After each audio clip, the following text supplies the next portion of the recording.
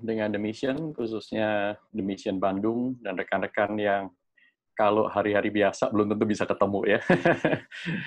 Tapi justru di Zoom kita tidak terbatas oleh ruang dan mungkin batas waktu juga. Dan tidak terbatas pada ongkir, uang transport. Oke, baik. Supaya kita bisa langsung ya, tanpa membuang banyak waktu, mari sekali lagi saya mengajak setiap kita untuk berdoa. Kita betul-betul menghampiri hadirat Tuhan dengan hati yang memohon belas kasihan. Mari kita berdoa. Bapa kami yang bertahta dalam kerajaan surga, di dalam kondisi yang tidak menentu, tidak pasti, Engkaulah kepastian kami. Di dalam segala kondisi yang kami tidak bisa lihat, Engkau melihat segala sesuatu. Dan saat ini ya Tuhan, ketika kami anak-anak-Mu datang ke hadirat Tuhan, Engkau melihat kehausan dan kelaparan kami akan kebenaran-Mu. Kami rindu Tuhan Engkau sungguh-sungguh berbicara kepada masing-masing kami, tidak seorang pun terlewatkan, sehingga kami boleh mendengar suara-Mu, kebenaran-Mu boleh mencerahkan dan mencelikkan mata hati kami. Jiwa kami boleh Engkau sentuh, Tuhan, dengan kasih-Mu yang besar, yang tiada tara itu. Pimpin kami, getarkan hati kami sekali lagi, gerakkan kami untuk melangkah ke jalan Tuhan. Inilah kami, pakailah hamba-Mu yang lemah dan hina ini. Hanya dalam nama Tuhan Yesus Kristus, Juru Selamat kami yang hidup, kami serahkan waktu-waktu perjumpaan kami dengan Kau melalui firman-Mu. Hanya dalam nama Tuhan Yesus sekali lagi kami berdoa. Amin. Nah, Bapak Ibu yang terkasih dalam Tuhan, hari ini kita akan memfokuskan pada pembahasan atau pembelajaran firman Tuhan yang terambil dari Matius pasal 25, ayat 31 sampai dengan ayat yang ke-46. Saya yakin ketika brosur dibagikan, e-flyer dibagikan, saudara sudah melihat ayat ini ya. Saya berharap saudara sempat, tapi kalau nggak sempat baca, saya akan bacakan sekali lagi buat rekan-rekan sekalian. Demikian bunyi firman Tuhan ya. Matius 25 ayat 31 sampai 46. Apabila anak manusia datang dalam kemuliaannya, dan semua malaikat bersama-sama dengan dia, maka ia akan bersemayam di atas tahta kemuliaannya. Lalu semua bangsa akan dikumpulkan di hadapannya, dan ia akan memisahkan mereka seorang daripada seorang. Sama seperti gembala memisahkan domba dari kambing, dan ia akan menempatkan domba-domba di sebelah kanannya, dan kambing-kambing di sebelah kirinya. Dan raja itu akan berkata kepada mereka yang di sebelah kanannya, "Mari, hai kamu yang diberkati atau diperkenan oleh Bapakku, terimalah kerajaan yang telah disediakan bagimu sejak dunia dijadikan. Sebab ketika aku lapar, kamu memberi aku makan. Ketika aku haus, kamu memberi aku minum. Ketika aku seorang asing, kamu memberi aku tumpangan. Ketika aku telanjang, kamu memberi aku pakaian. Ketika aku sakit, kamu melawat aku. Ketika aku di dalam penjara, kamu mengunjungi aku." Maka orang-orang benar itu akan menjawab dia, katanya, "Tuhan, bila manakah kami melihat engkau lapar, dan kami memberi engkau makan? Atau haus, dan kami memberi engkau minum? Yang mana dari orang-orang itu yang adalah engkau? Bila manakah kami melihat engkau sebagai orang asing, dan kami memberi engkau tumpangan atau telanjang, dan kami memberi engkau pakaian? Bila manakah kami melihat engkau sakit atau dalam penjara, dan kami mengunjungi engkau?" Dan raja itu akan menjawab mereka, "Aku berkata kepadamu, sesungguhnya, sesungguhnya, bukan seperti apa yang kata orang, bukan seperti apa kata buku ini, buku itu, sesungguhnya, aku berkata kepadamu, segala sesuatu yang kamu lakukan untuk salah seorang dari saudaraku yang paling hina ini, salah satu manusia dari yang Tuhan Yesus anggap sebagai sesamanya, ya, salah seorang dari saudaraku, yang paling hina ini, paling kecil, paling tidak berharga ini, kamu telah melakukannya untuk aku." Dan ia akan berkata juga kepada mereka yang di sebelah kirinya, "Enyahlah dari hadapanku, hai kamu orang-orang terkutuk. Enyahlah ke dalam api yang kekal yang telah sedia untuk iblis dan malaikat-malaikatnya. Sebab ketika aku lapar, kamu tidak memberi aku makan. Ketika aku haus, kamu tidak memberi aku minum. Ketika aku seorang asing, kamu tidak memberi aku tumpangan. Ketika aku telanjang, kamu tidak memberi aku pakaian. Ketika aku sakit dan dalam penjara, kamu tidak melawat aku." Lalu mereka pun akan menjawab dia, katanya, "Tuhan, bila manakah kami melihat engkau lapar atau haus, atau sebagai orang asing, atau telanjang, atau sakit, atau dalam penjara, dan kami tidak melayani engkau? Mana di antara orang-orang yang tidak kami layani itu sebenarnya adalah engkau?" Maka ia akan menjawab mereka, "Aku berkata kepadamu, sesungguhnya segala sesuatu yang tidak kamu lakukan untuk salah seorang dari yang paling hina ini, kamu tidak melakukannya juga untuk aku." Dan mereka ini akan masuk ke tempat siksaan yang kekal, tetapi orang benar ke dalam hidup yang kekal. Sampai di sini pembacaan firman Tuhan. Saya rindu jikalau saudara tetap membuka Alkitab Anda. Kalau Anda pakai menggunakan HP untuk Zoom, pakai HP yang lain untuk buka Alkitab, atau buka Alkitab hard copy seperti yang saya lakukan. Saudara, tidakkah Anda tergetar ketika membaca bagian ayat Alkitab itu? Saya selalu tersentuh setiap kali saya membaca bagian ini. So, mari kita lihat satu persatu. Perikop ini bisa dibagi ke dalam 3 bagian. Bagian yang pertama itu adalah tentang event, peristiwa yang terjadi di masa yang akan datang. Bagian yang kedua adalah respons atau sikap sang raja atau anak manusia itu, yaitu Kristus itu, kepada orang-orang yang diperkenan oleh Bapa yang diberkati, yang disimbolkan di sana berada di sebelah kanan, disamakan dengan domba dan bukan kambing. Di dalam Perjanjian Baru kita melihat bahwa domba itu mempunyai privilege ketimbang kambing. Sebelah kanan juga lebih daripada kiri. Saya tidak ingin mengatakan, oh kalau gitu nanti segala sesuatu harus taruh di kanan. Bukan ya. Bagaimana dengan yang kidal? Tentu maksudnya bukan seperti itu. Tetapi ini simbol bahasa Alkitab ya, yang menunjukkan bahwa kanan itu artinya tempat yang diperkenan. Artinya ini orang-orang yang diperkenan.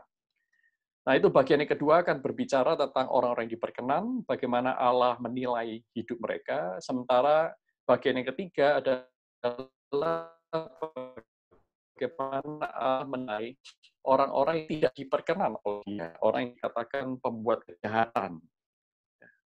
Dan mereka akan masuk dalam tempat siksaan yang kekal. Nah, saudaraku, ada beberapa hal yang saya ingin bagikan kepada Anda. Yang pertama adalah bahwa Matius 25 ayat 31 sampai 46 ini adalah penotbah Tuhan Yesus tentang akhir zaman. Khotbah tentang akhir zaman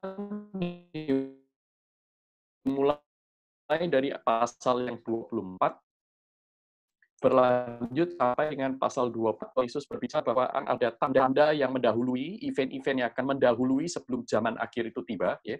Yaitu bait Allah akan diruntuhkan, penderitaan, siksaan yang berat akan dialami orang-orang percaya, kemudian Mesias-Mesias palsu akan muncul, dan perumpamaan tentang pohon ara, maka anak-anak Tuhan dipanggil untuk berjaga-jaga. Nah, setelah itu, mulai dari pasal 24 ayat 45, sampai dengan yang tadi kita baca, Tuhan Yesus memberikan kepada kita 4 perumpamaan. Nah, di dalam semua 4 perumpamaan ini, di sana selalu terjadi pemisahan. Nah, mulai dari pemisahan antara hamba yang setia dengan hamba yang jahat. Yang kedua itu gadis bijaksana dengan gadis-gadis yang bodoh. Kemudian yang ketiga adalah perumpamaan tentang talenta. Hamba yang menggunakan talenta dengan bertanggung jawab, mendengar perintah tuannya dan melakukan perintah tuannya, dan mereka yang tidak melakukan karena memang tidak yang sungguh melakukan. Bukan perumpamaan lagi ini lebih kepada sebuah nubuatan, saudaraku ya. Yaitu penghakiman terakhir yang ditunjukkan dari 3 perumpamaan sebelumnya. Yaitu bahwa nanti suatu saat anak manusia itu akan datang. Nah, surah ini menarik sekali. Yang Tuhan Yesus katakan ini sebenarnya adalah sebuah klaim bahwa dialah sang anak manusia yang dijanjikan itu. Kalau kita membaca narasi dalam kitab Matius, kita akan melihat bahwa Yesus adalah sang anak manusia. He is the Son of God. Ya. Maka kata anak manusia muncul banyak di dalam Matius. Nah, saudaraku, mengapa anak manusia? Apa artinya anak manusia? Bukankah saudara dan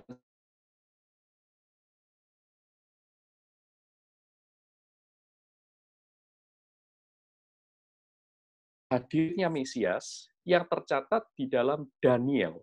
Kitab Daniel, pasal yang ke-7, ayat yang ke-13. Saya akan bacakan bagi Anda, Kitab Daniel, pasal yang ke-7, ayat yang ke-13. Demikian bunyi firman Tuhan. Aku terus melihat dalam penglihatan malam itu. Tampak datang dengan awan-awan dari langit seorang seperti anak manusia. Datanglah ia kepada yang lanjut usianya itu, dan ia dibawa ke hadapannya. Lalu diberikan kepadanya kekuasaan dan kemuliaan dan kekuasaan sebagai raja. Maka orang-orang dari segala bangsa, suku bangsa, dan bahasa mengabdi kepadanya. Kekuasaannya ialah kekuasaan yang kekal, yang tidak akan lenyap, dan kerajaannya ialah kerajaan yang tidak akan musnah. Saudaraku, ini terdapat di Daniel pasal 7 ayat yang ke-13, sangat-sangat dekat dengan ayat yang tadi kita baca. Anak manusia itu akan turun, datang sebagai raja, maka segala bangsa akan berdiri di hadapannya, dan dia mengeksekusi, menjalankan fungsinya sebagai raja, mulai dari menghakimi. Nah, Saudara tentu juga mengingat, karena ini tidak jauh, baru beberapa bulan lalu kita merayakan Natal, ya. Di dalam Yesaya, Saudara juga mendengar kan ya, Yesaya pasal 7 ayat 14 ketika berbicara tentang Immanuel. Siapakah Immanuel itu? Dia adalah seorang anak manusia, Saudara. Seorang anak manusia. Dia akan datang. Ya. Dia adalah penasihat ajaib, Allah yang perkasa, Bapa yang kekal, Raja damai. Nah, Saudaraku ya.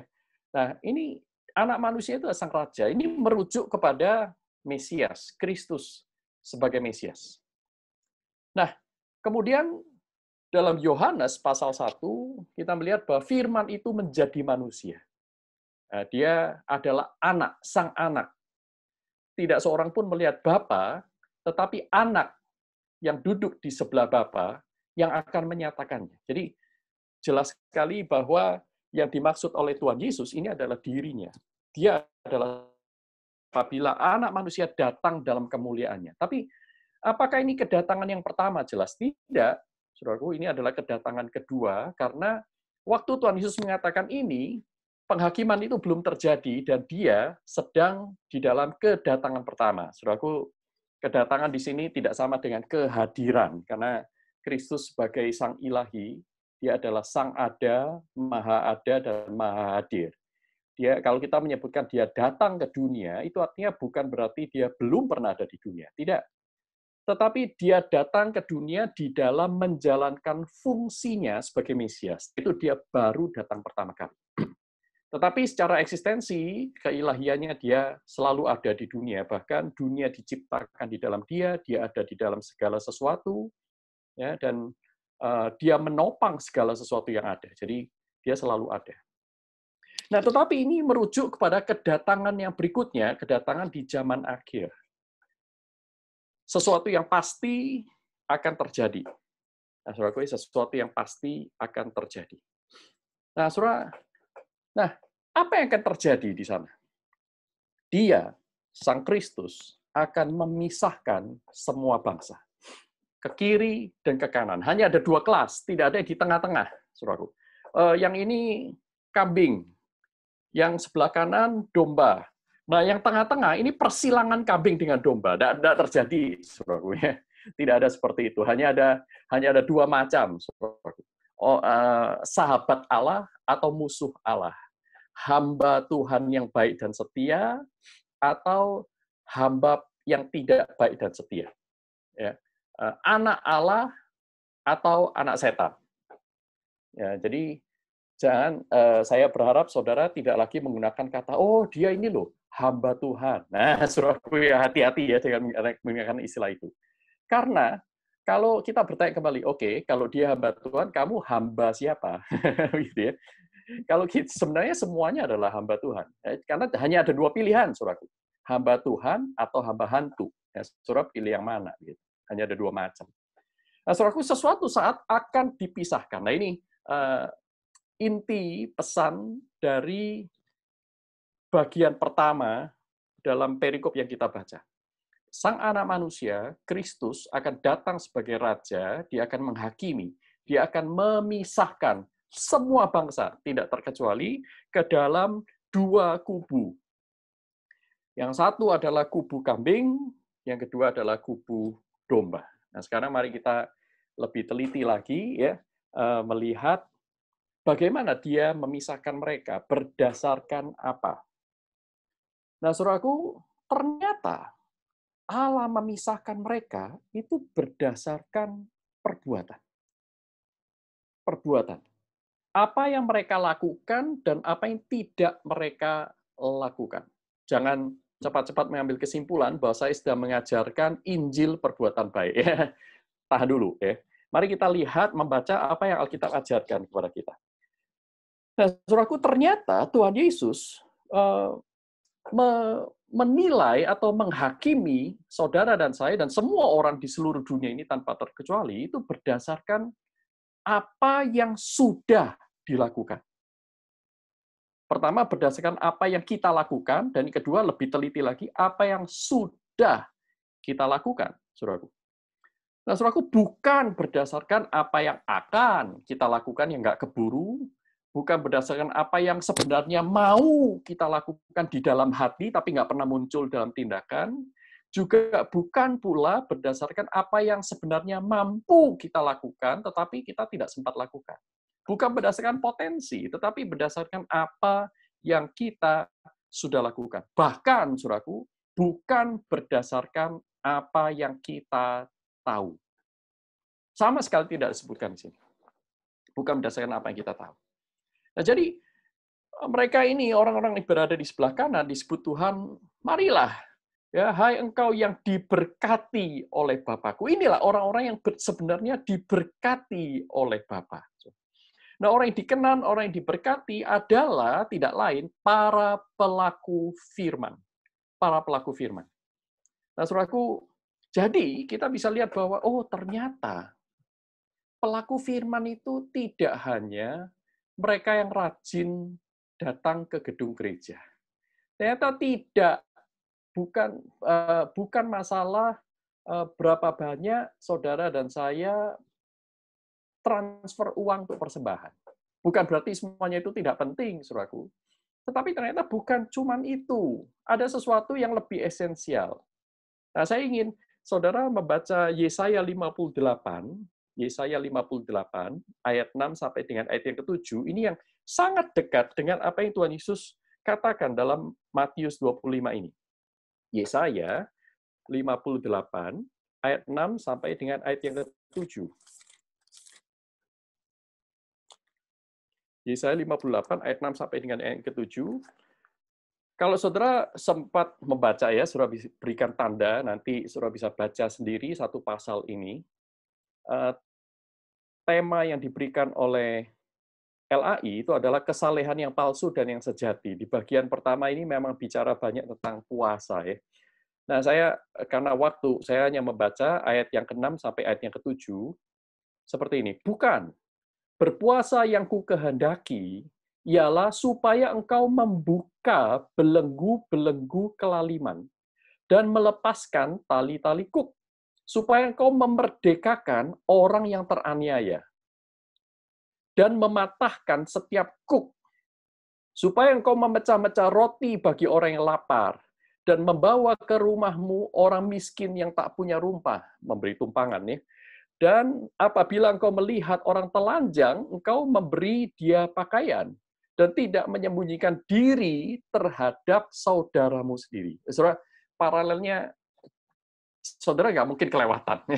Beberapa poin ini sangat jelas sekali, letterlux Tuhan Yesus seolah-olah mengutipnya langsung.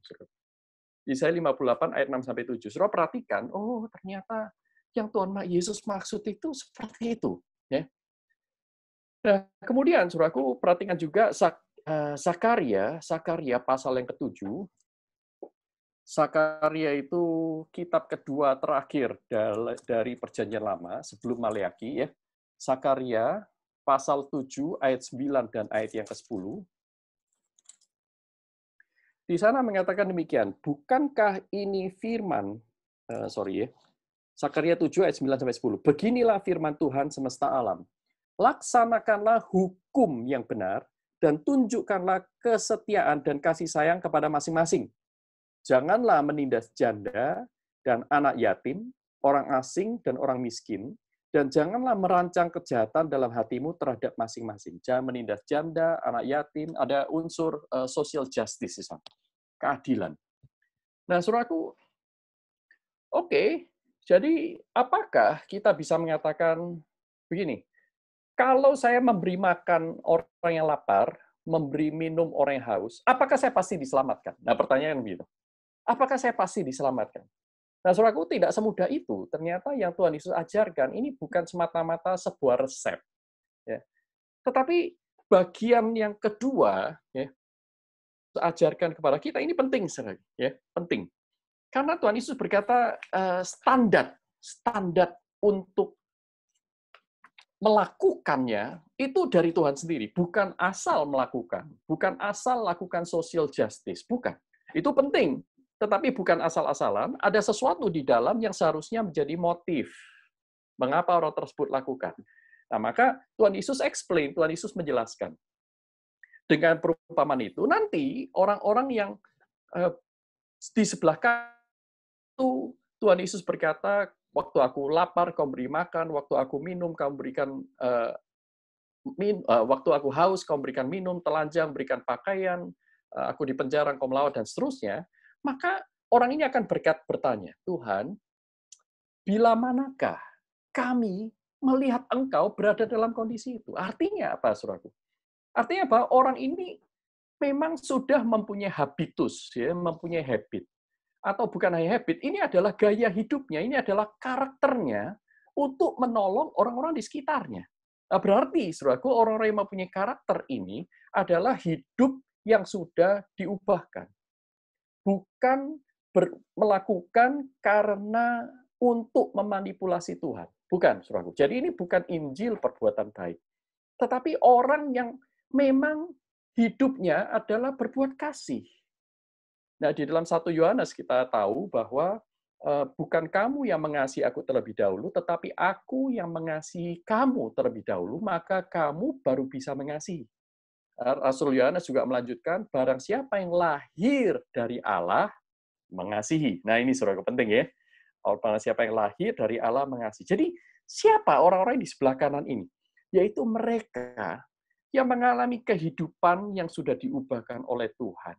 Sehingga dengan kasih dari Allah itu, mereka mengasihi Allah dengan mengasihi sesamanya. Itulah sebabnya Tuhan Yesus hanya katakan kepada orang-orang di sebelah kanan dan tidak mengatakan orang-orang di sebelah kiri, yaitu istilah saudara. Apapun yang segala sesuatu yang kamu lakukan kepada saudaraku yang paling kecil ini, kamu lakukan untuk aku. Kepada saudaraku. Artinya, saudaraku, orang-orang ini mempunyai motif melihat orang-orang yang lain sebagai sesama manusia. Ingat, anak manusia itu adalah manusia, menjadi manusia. Maka dia mengatakan, anak manusia itu menjadikan semua orang itu menjadi sesamanya manusia, menjadi sesama saudara. Maka ketika orang-orang yang diberkati ini mengasihi sesamanya manusia, berarti mereka menempatkan diri sebagai sesama dari Tuhan Yesus, dan Tuhan Yesus juga menempatkan diri sebagai sesama dari orang-orang yang mengalami kesulitan. Saudara, tentu ingat dengan Lukas pasal 15, bukan? Orang Samaria yang baik hati, ya, istilah yang sama dikatakan di sana. Orang Farisi itu bertanya, siapakah sesamaku manusia? Apa jawab Tuhan Yesus di sana? Tuhan Yesus berkata bahwa Tuhan Yesus bertanya, menurut kamu siapakah sesama manusia itu? Nah, kemudian orang Farisi itu pun tahu bagaimana menjawab dengan benar. Dia berkata, yaitu orang yang menunjukkan belas kasihan kepada orang lain. Belas kasihan. Ada solidaritas. Ada hati yang lembut yang digerakkan oleh kasih untuk bertindak. Nah, saudaraku, ini tidak bisa orang sembarangan. Yang seperti ini tidak bisa penyembah setan. Hanya yang lahir dari Allah, mengasihi Allah. Tetapi kita kan masih ragu ya, betul ya. Lalu bagaimana dengan orang yang sangat dermawan seumur hidupnya? Apakah mereka itu pasti diselamatkan? Nah, saudaraku perhatikan di sini ya. Tuhan Yesus memberikan kepada kita sebuah parameter yang lain, sebuah pengukur yang lain. Saudara perhatikan, apapun segala sesuatu yang kamu lakukan kepada saudaraku yang paling hina ini. Nah, saudaraku, kata paling hina itu menggunakan kata helakistos ya. Helakistos artinya the least, the smallest, the most little one. Ya, yang paling kecil, paling hina, yang paling tidak signifikan, atau dengan kata lain, yang tidak mungkin membalas perbuatan kita. Nah, saudaraku, Tuhan Yesus berkata, kalau orang tersebut, seseorang, melakukan dengan kasih, maka dia tidak akan berharap mendapatkan balas jasa atau balas budi. Kalau dia mengasihi orang yang paling tidak layak dikasih sekalipun, itu justru menunjukkan bahwa dia hanya mungkin melakukannya untuk Tuhan. Nah, ini penting sekali. Saya ulangi sekali lagi ya. Saudara, kalau kita itu mengasihi berdasarkan motivasi manusiawi. Berdasarkan motivasi manusiawi ya. Kita hanya mengasihi kalau apa? Coba, kita hanya mengasihi kalau orang itu baik sama saya. Ya, betul nggak ya? Saya hanya mengasihi kalau orang itu pernah minjemin saya uang, ya saya sekarang mesti minjemin dia balik dong. Yaitu hukum moralitas ya, hukum etika yang umum sekali. Kalau dia baik sama saya akan baik sama dia. Kalau dia baik sama keluargaku, bahkan baik sama semua orang, ya saya akan baik sama dia. Jadi, kasih yang berdasarkan orang lain. Apa yang orang lain bisa perbuat bagi dia, mungkin apa yang orang lain bisa perbuat bagi sesama. Ya. Itulah sebabnya Paulus juga berkata, untuk orang yang baik, banyak orang rela mati, saudaraku. Ya. Untuk orang yang baik, banyak orang rela mati. Tetapi itu baru manusiawi. Ya. Itu manusiawi belaka. Nah, apalagi saudaraku, wah, aku mau mengasihi supaya suatu saat nanti kalau aku kepepet, dia bisa bantu aku. Nah, ini kasih yang investasi, ya. Kasih yang bersifat investasi. Saya menabur dulu ke kamu, nanti suatu saat kalau kamu berhasil sukses, ya harap-harap kamu nyipratin juga ke saya. Ini kasih investasi, bukan kasih sejati. Kasih juga ada yang transaksi, yang tadi saya katakan yang pertama itu kasih transaksi. Kalau kamu baik sama aku baik sama kamu. Nah, saudaraku, tetapi yang dimaksud di sini, saudaraku, kalau kita mengasihi orang yang tidak mungkin membalas kita, mengasihi orang yang membenci kita, saudaraku, ini tidak masuk dalam kategori kasih transaksi, tidak masuk dalam kasih investasi, juga tidak masuk dalam kasih manipulasi. Ada orang mengasihi dengan manipulasi. Artinya apa? Wah, aku berbuat gini aja karena ya Alkitab mengatakan begitu, supaya aku masuk surga, ya, supaya aku masuk surga, maka aku mau berbuat kasih sebanyak mungkin. Seolah-olah Tuhan itu berhutang budi kepada kita. Ini manipulasi, Saudara. Manipulasi. Ini juga tidak seperti itu, ya. Tuhan tidak ingin saudara dan saya itu mengasihi untuk membeli satu tempat di surga nanti. Ya, kalau saya memberikan banyak uang ya, 5M, 10M, 10T ya. Ya, nanti di surga saya berharap saya dapat mention yang lebih luas lah dibanding dengan yang lain, yang kiri-kiri itu. Saudaraku, tidak seperti itu cara berpikir Tuhan. Itulah sebabnya Tuhan Yesus jelas sekali. Pertama, kasih yang sejati itu adalah kasih karena melihat orang lain sebagai sesamanya dan melihat Kristus sebagai anak manusia. Ketuhanan Kristus harus menjadi motivasi satu-satunya. Karena Kristus sebagai Tuhan, Tuhan mau saya mengasihi dia. Saudaraku, ini membedakan kita dari orang yang lain. Tuhan Yesus sendiri berkata dalam khotbah di bukit, ya, kalau kamu menyapa orang yang menyapa kamu, kamu berbuat baik kepada orang yang berbuat baik kepada kamu. Apa bedanya kamu dengan orang yang tidak mengenal Allah? Nah ini, saudaraku, perhatikan ya. Jadi, Tuhan Yesus berkata, jadilah sempurna seperti Bapamu yang di surga adalah sempurna, yang memberikan matahari kepada orang baik maupun yang jahat, yang memberikan, kalau dalam konteks Matius 25 ini, yang memberikan makanan, minuman kepada orang yang baik maupun yang jahat. Karena apa? Bukan tergantung orang lain, tetapi tergantung Tuhan. Tergantung Tuhan. Tuhanlah yang mau. Karena Tuhan mau, aku mau mengasihi. Jadi, saudaraku, inilah inti dari seluruh hukum Taurat, inti dari seluruh etika Kristen. Waktu Tuhan Yesus ditanyai oleh orang Farisi dan ahli Taurat, Tuhan, apa yang harus kulakukan supaya aku mendapatkan hidup yang kekal? Tuhan Yesus bertanya, apa yang kamu udah lihat di dalam Taurat? Hukum terutama itu hukum apa? Saudaraku, apa hukum terutama? Yang seluruh hukum yang lain, itu tidak lain adalah manifestasi dari hukum pertama itu. Hukum terutama apa? Kasihlah Tuhan Allahmu dengan segenap hatimu, segenap jiwamu, segenap akal budimu, segenap kekuatanmu.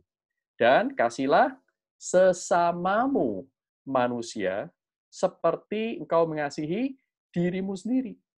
Ya.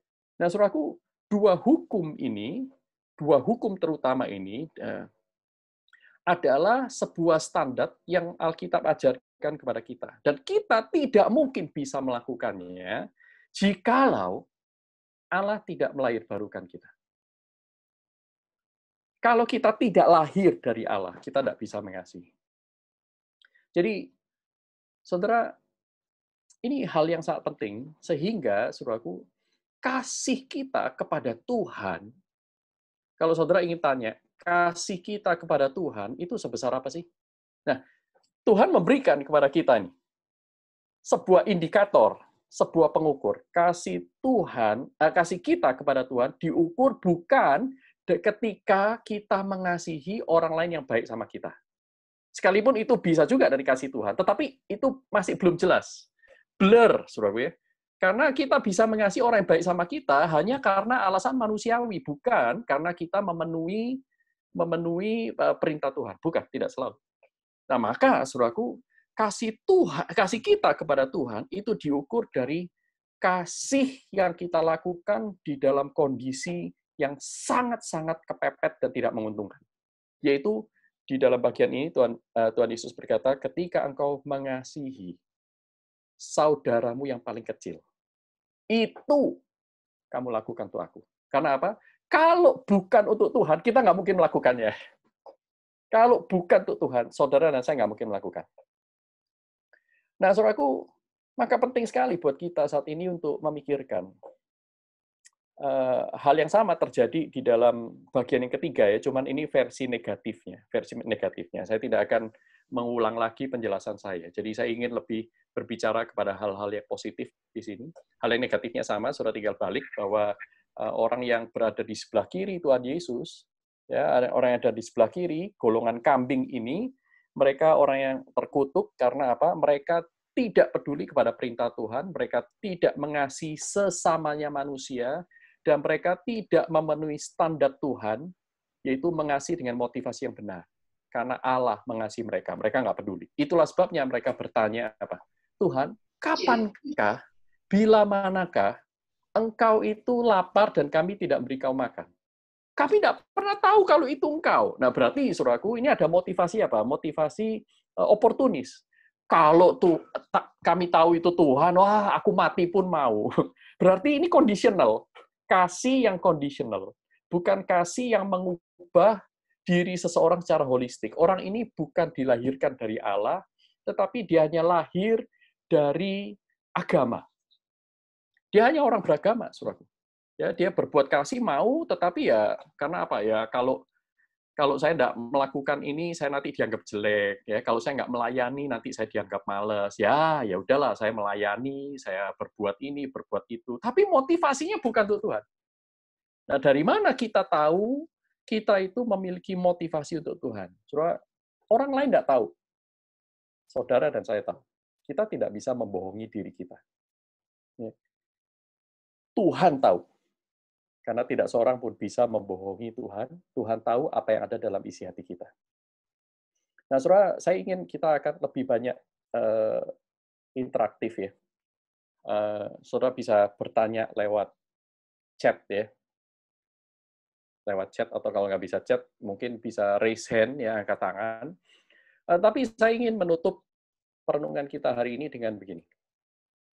Kalau saudara melihat dalam Matius 25 ayat 31 sampai 46, lapar, haus, telanjang, di penjara, tidak memiliki rumah tumpangan. Saudara bayangkan kondisi orang Israel, orang Yahudi kebanyakan pada zaman di mana Tuhan Yesus itu hidup 2000 tahun yang lalu. Mereka di dalam kondisi terjajah. Orang Israel itu jajahan Romawi, saudara. Jadi jangan katakan ini perintah di dalam kondisi yang nyantai. Bukan. Ini dalam kondisi yang berat, dalam kondisi yang sulit. Mereka tidak bisa menjadi pejabat kalau tidak menjadi pengkhianat. Ya, para pemungut cukai itu misalnya. Mereka diperlakukan secara rasial. Ada isu rasial di sana. Ya. Makanya waktu Paulus itu dihakimi, ya, Paulus diadili, Paulus berkata, aku ini juga orang Romawi loh. Wah, mereka takut, saudaraku. Ya, mereka takut. Karena apa? Ada rasialisme di sana.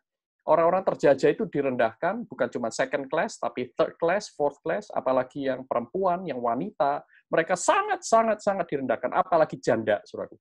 Mereka sangat rentan untuk dimanipulasi. Nah, di dalam kondisi demikian, ekonomi itu crumble down.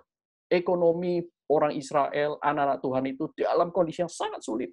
Maka kelaparan, kehausan, ketelanjangan, tidak punya rumah digusur, diambil paksa oleh tentara Romawi, itu hal yang terlihat sehari-hari. Jadi, jangan anggap bahwa ketika Tuhan Yesus mengatakan ini dalam kondisi orang-orang anak-anak Tuhan itu dalam kondisi yang nyaman. Bukan. Justru di dalam kondisi yang sangat-sangat minim. Mungkin sama seperti kita hari ini. Nah, saudara, coba bayangkan, jikalau hari ini Tuhan berfirman kepada kita, kira-kira firman-Nya itu bentuknya seperti apa? Saudara bayangkan ya, bayangkan nanti ketika anak manusia datang, sang raja itu datang, Tuhan akan cerita tentang kita hari ini. Hari ini. Apa yang kamu lakukan dan apa yang tidak kamu lakukan. Nah, kalau hari ini saya berandai-andai, saya kan seolah-olah seperti ini. Tuhan akan cerita tentang kita hari ini. Saya bisa katakan seperti ini. Dan sebab ketika aku kehilangan pekerjaan, kamu memberikan aku peluang. Ketika aku lapar, orderan ojek online itu menurun. Ketika aku lapar, karena pemulung-pemulung itu keluar di jalan-jalan aktivitas itu sedikit. Tidak banyak plastik mereka bisa ambil dan kolek seperti biasanya. Padahal mereka sangat bergantung untuk itu setiap hari untuk makan. Ketika aku haus, tukang-tukang becak di kota-kota yang masih ada becak, mereka tidak punya pekerjaan lagi. Sedangkan becak itu harus mereka sewa sekian juta satu bulan. Ketika mereka telanjang, mungkin ada beberapa orang menjual pakaiannya online hanya untuk beli makanan hari ini. Ketika aku sakit, anggota keluargaku harus terisolasi. Aku mengalami kesulitan besar.